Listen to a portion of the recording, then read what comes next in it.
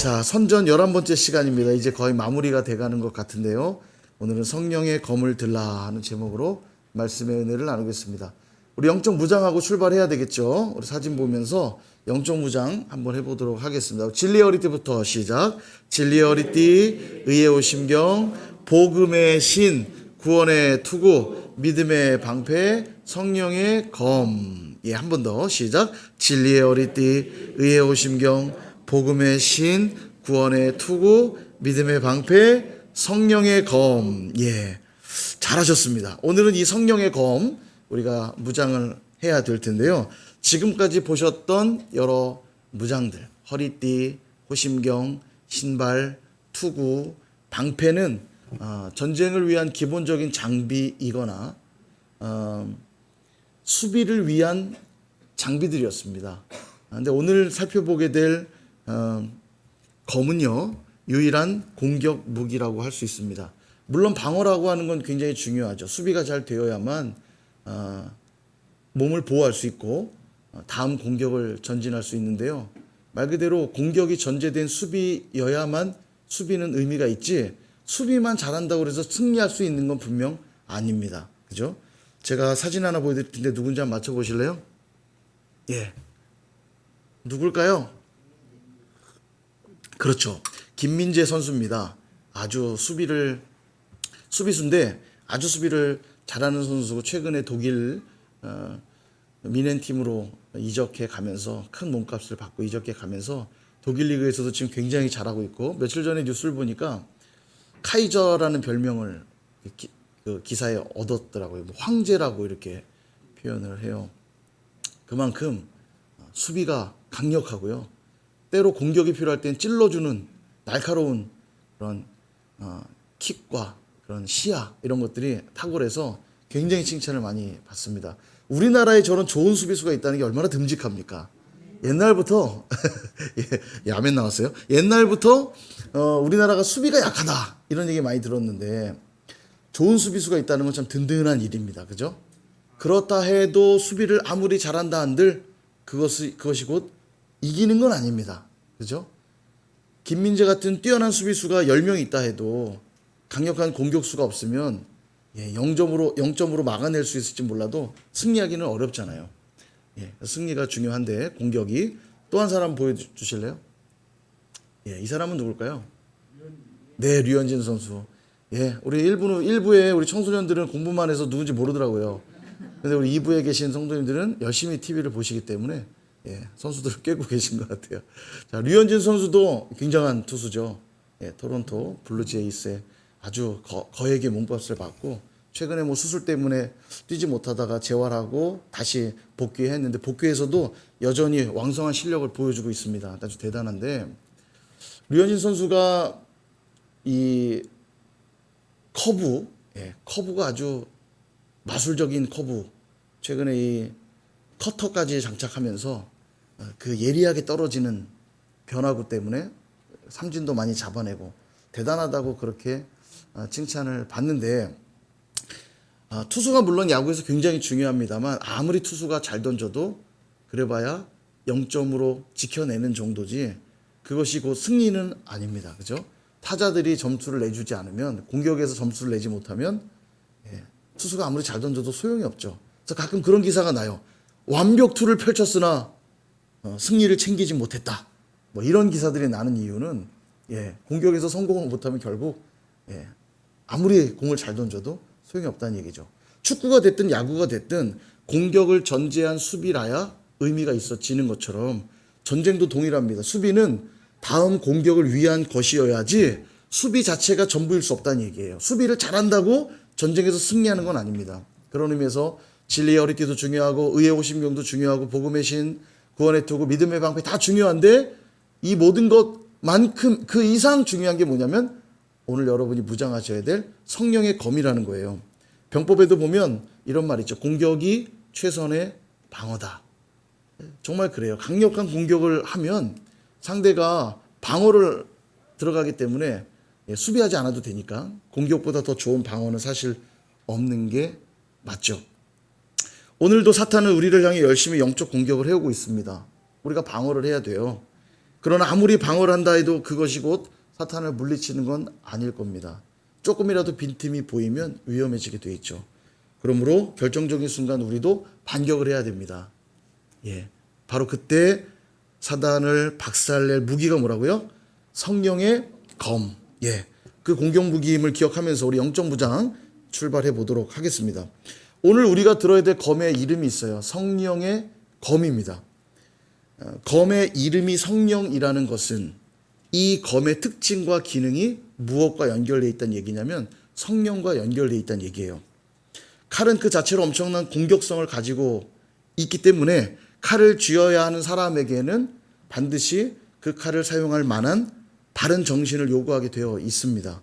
검도를 해보면 칼 쓰는 법을 배우기 전에 어떤 무도인으로서의 자세와 태도들을 먼저 수련합니다. 예, 수련. 그래서 검도한 사람들 보면 그 자세와 태도가 굉장히 바른 것들을 보게 되고요. 예로부터도 이 무인들, 칼을 사용하는 무인들은요, 칼 쓰는 법을 배우기 전에 정신 수련을 반드시 했어요. 그래서 무인들을 보면 항상 영화나 드라마 봐도 그렇잖아요. 과묵하고 인내하고 절제하고 목에 칼이 들어와도 배신하지 않고, 이런 게 다 정신 수양의 내용들이죠. 그래야만 바른 칼을 휘두를 수 있기 때문에, 누구를 지켜야 되고 누구를 잘라야 되는지가 명확해지기 때문에 정신 수련을 먼저 한다는 거예요. 그런 의미에서 칼로 유명했던 이들이 있습니다. 누구냐면 일본 봉건 시대의 무사 계급인 사무라이들입니다. 이 사무라이들이 사용했던 일본도, 그 일본도가 날카롭고 부드럽기로 유명합니다만 이것이 정말 유명해진 것은 사무라이 정신 때문입니다. 그 칼을 사용했던 사무라이들이 가졌던 정신. 일본 무사들이 사진 한번 보여주실래요? 일본 사무라이를 모습인데요. 좀 너무 배고파 보이고 좀 불쌍해 보이긴 하는데 아마 대단한 분 같아요. 사무라이의 특징을 보면 칼을 차고 있는데요. 칼이 몇 개입니까? 칼이 2개예요. 사무라이들의 특징은 칼을 2개 찬다는 겁니다. 하나는 긴 칼, 장도를 차고요. 하나는 짧은 칼, 단도를 차는데 항상 이 2개를 찬다고 그래요. 그 이름이 각각 고유한 이름이 있더라고요. 이름은 제가 잘 모르겠는데 긴 칼은 긴 칼에 맞게 사용하고 짧은 칼은 이제 가까이서 싸울 때 또 사용하고. 그런데 저 옆구리에 칼을 차기까지, 그러니까 사무라이들은 바로 칼을 옆구리에 찰 수 있게 해주지 않고 사무라이로서 그 육체적인 훈련 그리고 정신적인 훈련, 정신 무장이 다 되어야만, 말하자면 사무라이 정신으로 무장이 되어야만 저 옆구리에 칼을 채워준다는 거예요. 그러니까 사무라이들은 옆구리에 칼을 차는 것이 굉장히 영광스럽고 명예로운 일이라는 거죠. 지금 저건 굉장히 명예로운 모습인 거예요. 그러니까 사무라이들에겐.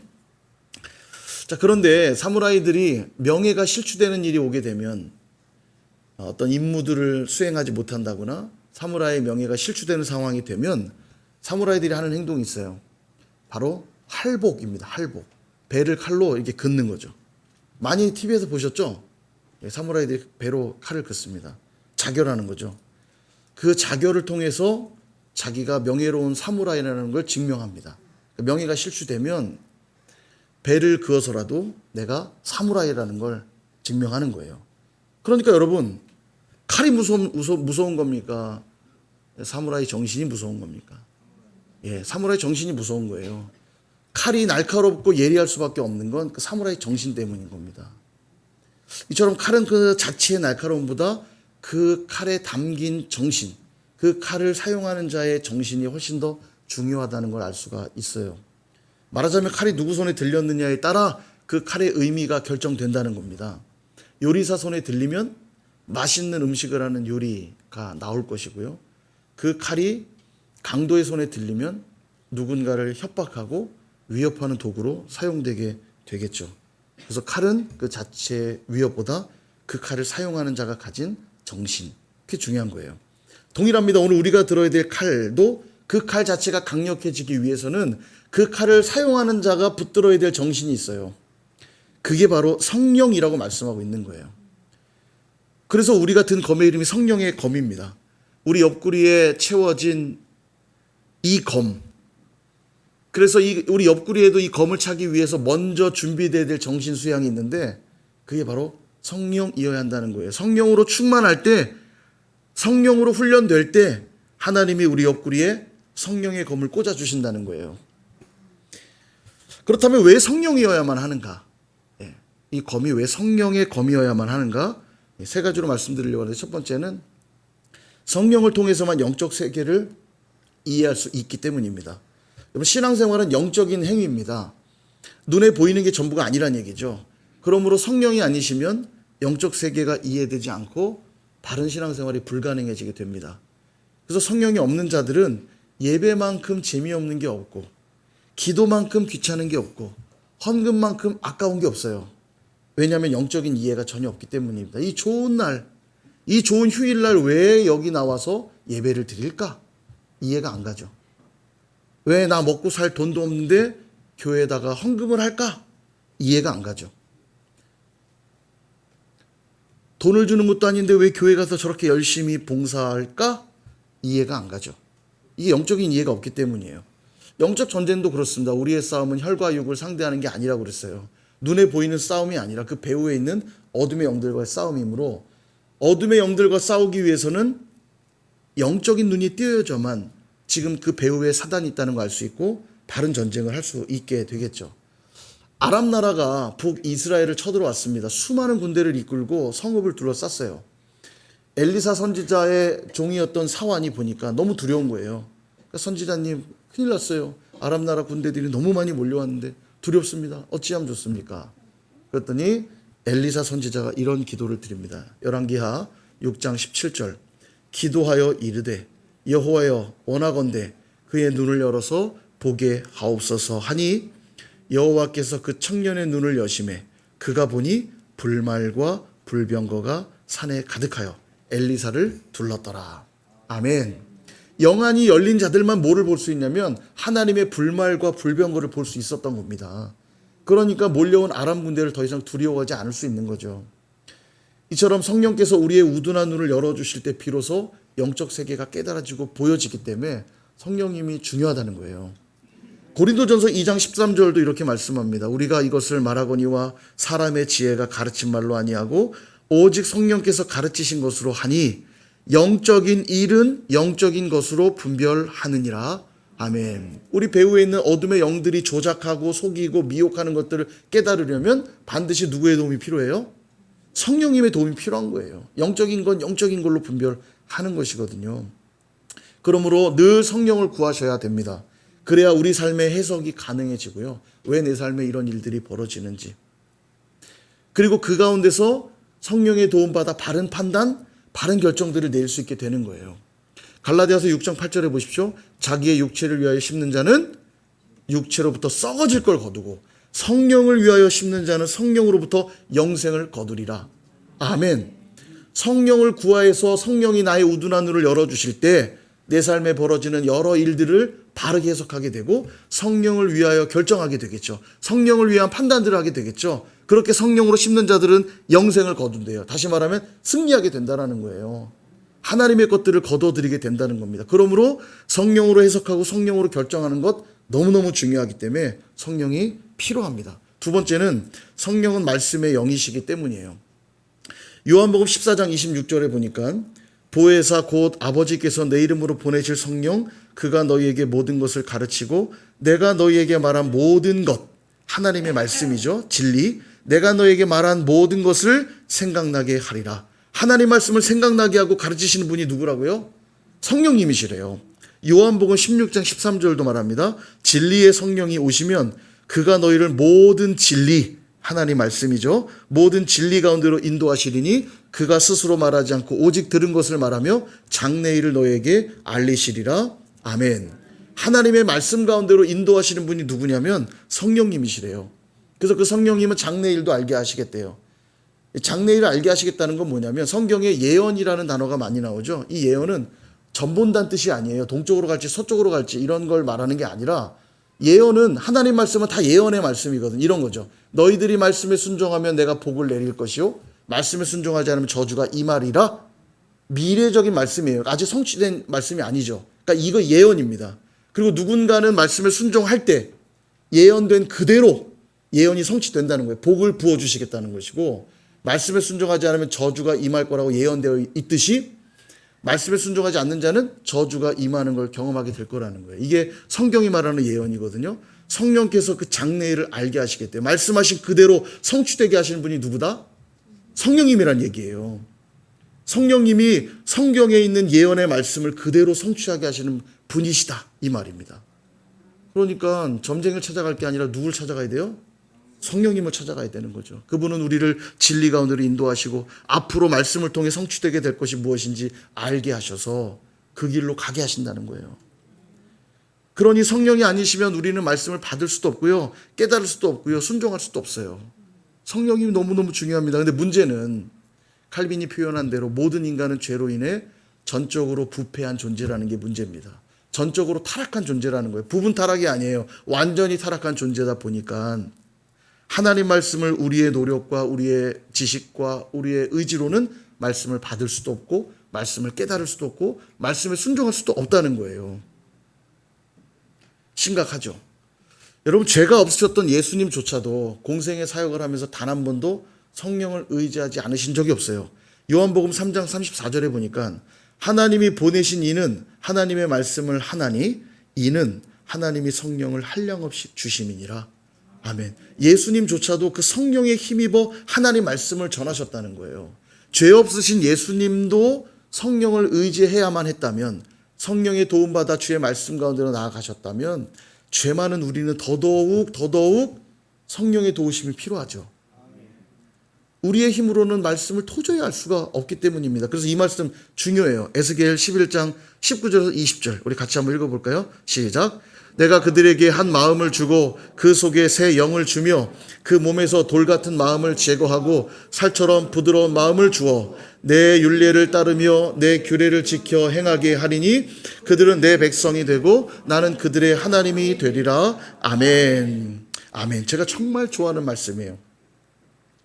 이 말씀에 뭐라고 하냐면, 자 보세요. 20절에 보니까 내 율례를 따르며 내 규례를 지켜 행하면 그들은 내 백성 되고 나는 그들의 하나님이 될 것이다.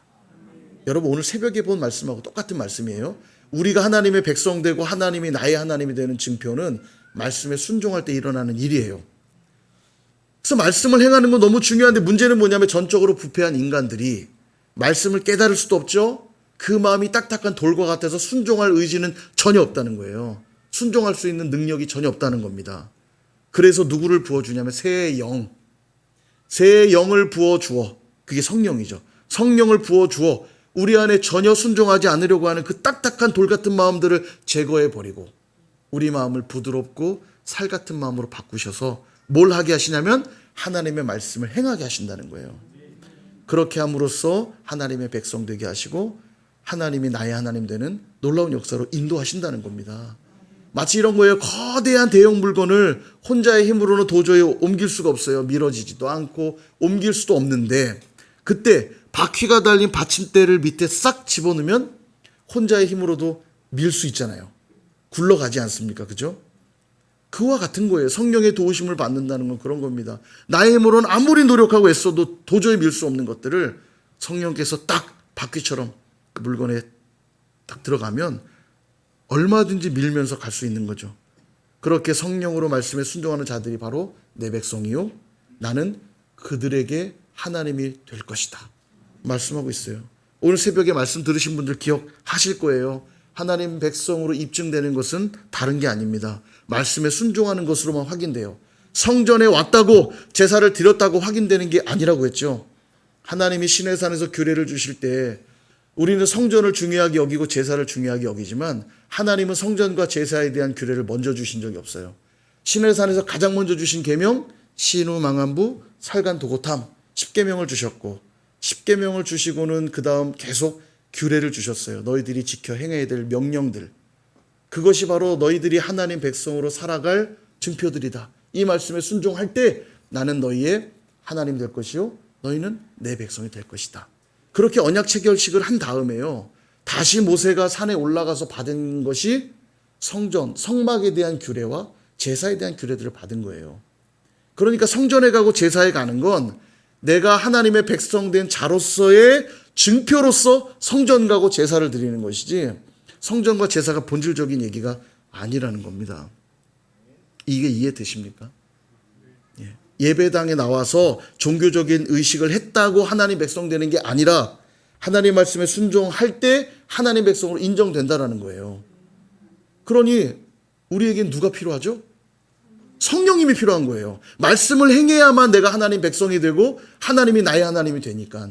근데 나의 힘으로는 말씀을 깨달을 수도 없고 순종할 수도 없으니 오늘도 나의 돌 같은 마음들을 제거하고 살 같은 마음을 주셔서 하나님 말씀을 행할 수 있도록 인도하시는 성령님이 아니시라면 나는 하나님 백성으로 살아갈 수가 없는 거죠. 그러니까 성령 없이 신앙생활하는 사람들은요, 지칠 수밖에 없고요. 그런 자들이 사단의 밥이 되는 겁니다. 야, 저기 먹을거리 나타났다. 그들에게 성령의 검이 없으니까 두려워하지 않습니다.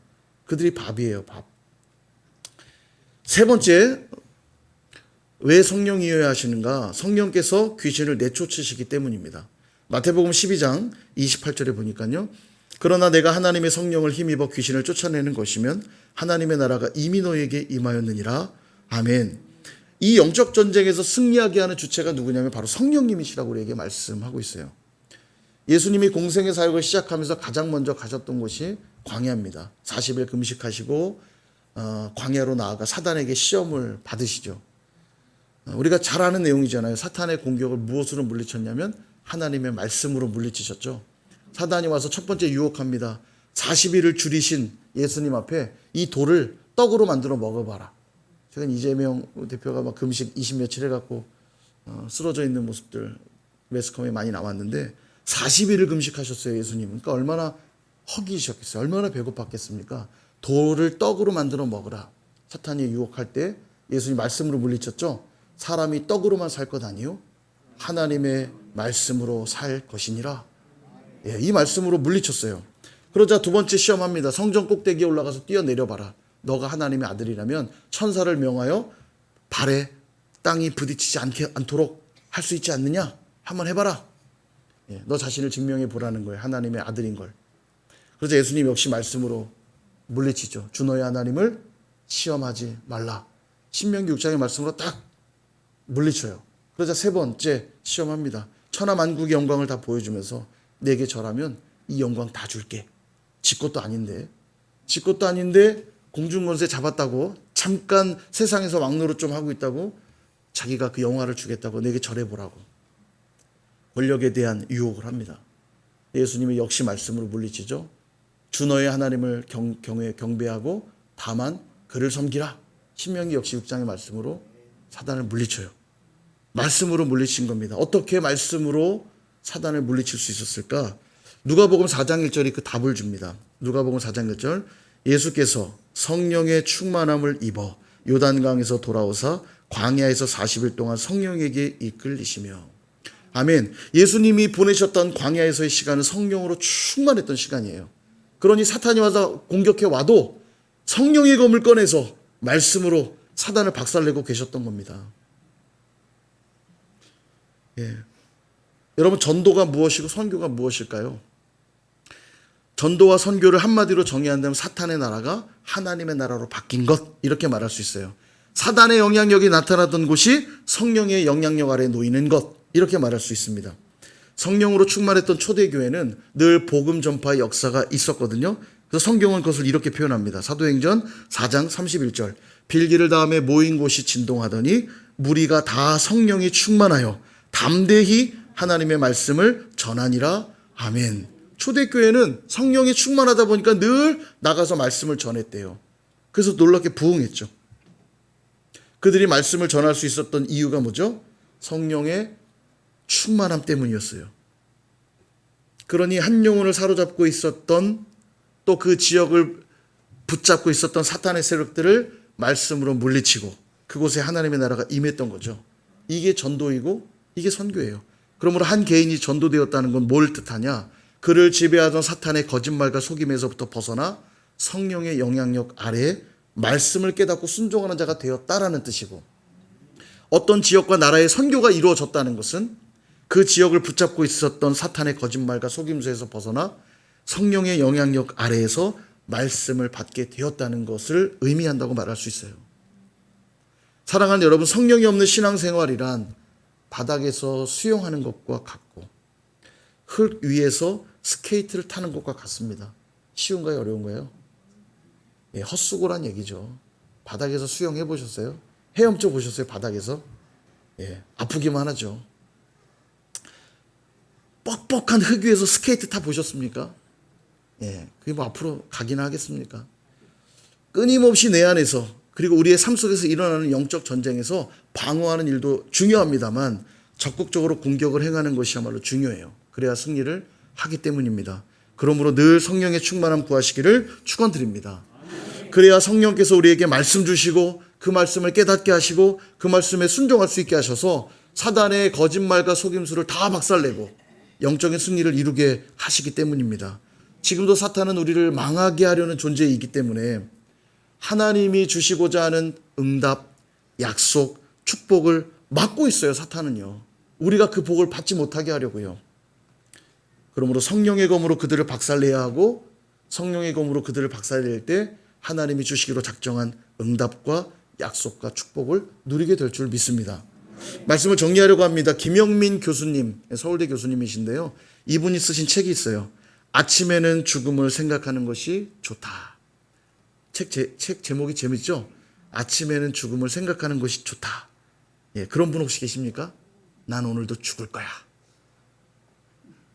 이 책에 무슨 얘기가 나오냐면 일본 에도 시대 무사였던 야마모토 스네토모라고 하는 사람의 이야기를 하는데요.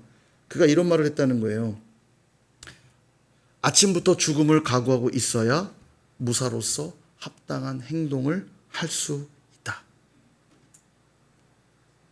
참 맞는 얘기죠. 무사가 죽을 각오하지 않는다면 어떻게 무사로서 역할을 수행하겠습니까? 그죠? 아침마다 무사로서 합당한 행동을 하기 위하여 죽음을 다짐한다는 거죠. 전 참 지혜로운 말인 것 같아요.